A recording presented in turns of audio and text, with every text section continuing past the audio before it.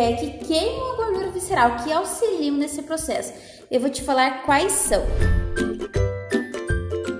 Hoje eu quero falar de um tema muito polêmico. Eu falei alguns dias atrás aqui sobre isso e muitas pessoas ficaram questionando como que funciona, ou como que melhor eu poderia estar falando sobre isso então. Quando a gente fala de gordura visceral, é justamente a gordura que fica entre as vísceras, que fica entre, então, toda a questão do abdômen, que é aquela gordurinha extra, aquela pochete que muitas mulheres não gostam, ou, né, parte ali dos glúteos, dependendo da região. Então, essa gordura que fica entre os órgãos é realmente a pior gordura para desenvolver um diabetes tipo 2, colesterol elevado e até mesmo um AVC ou doenças cardiovasculares, tá? Então, o que eu quero dizer aqui? Eu não quero falar sobre emagrecimento só de emagrecer a qualquer custo. Não, esse não é meu objetivo. Meu objetivo é falar sobre emagrecimento saudável, de falar sobre doenças ou até mesmo o que ocasiona essas doenças, tá? Então, quando a gente vai falar sobre gordura visceral, a gente tem que identificar qual que é a causa. Existem causas emocionais, existem causas alimentares e existem causas de doenças ou questões biológicas, certo? Quando eu falo de alimento, eu tenho que identificar qual que é o meu gatilho que está fazendo com que eu consuma certos alimentos, principalmente massas brancas, frituras ou excessos de bebidas alcoólicas, tá? A gordura visceral, vários alimentos fazem com que aconteça esse acúmulo de gordura visceral, certo? Quando uma pessoa come demais, quando ela tem compulsão alimentar. Só que o que as pessoas não sabem é que existem alimentos que fazem com que essa gordura visceral aumente mais do que o normal, né? Uma pessoa, ela pode ter e deve ter em torno de 5 quilos de gordura visceral, que é saudável para aquecimento do corpo e proteção. Acima disso, não é ideal essa gordura visceral.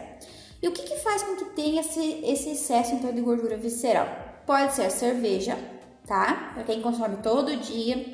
Pode ser o pão branco, massas brancas, excesso de carboidratos, tá? E falta de exercício físico, bem como falta de frutas e fibras, tá? Modo geral.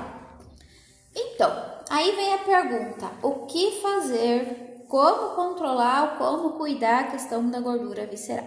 A gordura visceral acima de 5 quilos, ela pode promover, então, um colesterol elevado, como eu mencionei antes, um diabetes tipo 2 e até mesmo doenças cardiovasculares que podem levar a um AVC, tá? Então, não quero falar aqui do emagrecimento propriamente dito como estética. Eu quero falar do emagrecimento como saúde. Eu preconizo aqui muito a questão da saúde. Então, se eu venho falar hoje aqui para você diminuir gordura visceral, emagrecer essa região, é porque eu estou preconizando uma prevenção de você não desenvolver um diabetes ou doenças paralelas, tá? Mas nutre, que alimentos são esses que me auxiliam no processo de diminuir a gordura visceral? Alguém sabe? Será? Comenta aqui para mim. Quem já ouviu falar de tal alimento? Consome tal alimento que vai ajudar a emagrecer. Consome tal alimento que vai perder gordura visceral. Consome tal alimento que vai perder barriga. Um dos primeiros alimentos que vai influenciar e acelerar a questão desse processo da diminuição da gordura visceral não tem. Primeiro passo é você ter uma reeducação alimentar, certo? Segundo passo não é só ter uma alimentação saudável, você tem que saber quais são os alimentos para esse processo. E terceiro passo, você precisa fazer exercício físico. Infelizmente, toda pessoa que tem excesso de gordura visceral, ela tem uma predisposição e falta de insulina no processo ali da metabolização da glicose dela. Essa pessoa, com o passar do tempo que vai tendo essa falta de insulina, pode se tornar diabetes tipo 2, tá? É totalmente diferente do tipo 1. Tipo 1, a pessoa, o pâncreas para totalmente do nada, sem produzir insulina. Não tem nada a ver com obesidade, não tem nada a ver com hábitos alimentares, não tem nada a ver com pessoa que gostava de consumir açúcar, gostava de comer chocolate. Não, o diabetes tipo 1 não entra nesses mitos ou essa situação. Já o diabetes 2, sim. Sobre as farinhas brancas, realmente, a farinha branca, ela influencia diretamente na gordura visceral, tá? Então, o que você pode fazer para trocar esse processo e que não aconteça isso? É trocar por farinhas low carbs, tá? Que são farinhas de origem vegetal. Tem desde a farinha de coco, que é uma farinha mais em conta, farinha de grão de bico, eu particularmente gosto muito da farinha de grão de bico, tá? Tem a farinha de espinafre, tem de cenoura, tem de beterraba, tem de amêndoas, tá? São um pouquinho mais expressivos os preços, mas é pouquinho, para você fazer uma preparação assim, não vai nem 100 gramas às vezes, tá? E a gente tem então as farinhas integrais. A farinha integral, ela tem um pouquinho menos de índice glicêmico comparado com a farinha branca, porém ela não é tão eficiente quanto a farinha low carb para quem busca emagrecer gordura visceral. Segunda pergunta que eu recebi aqui sobre o limão, se ele ajuda no emagrecimento. O que acontece? O limão, ele auxilia nesse processo de diminuir a questão do edema corporal e ele acelera um pouquinho o metabolismo. Então, sim, o limão ajuda nesse processo.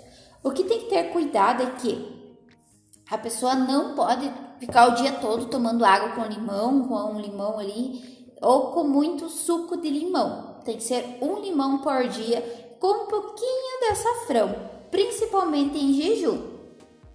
Você sabia desse truque?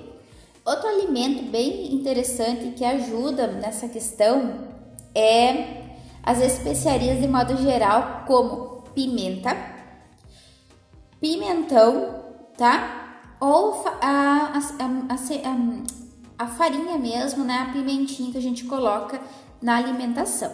Então, o pimentão é super versátil, digestivo, ele pode ser feito como salada, picadinho, pode fazer cozido no meio de uma carne, deve fazer ele assado, tá? Isso é o pimentão. Já a pimenta, dependendo a pimenta, pode fazer então vidros com conserva dessa pimenta e adicionar no feijão ou no alimento ali do prato, tá? Então, gratidão imensa por você estar aqui, enfim, de qual lugar você é. Forte abraço e até mais!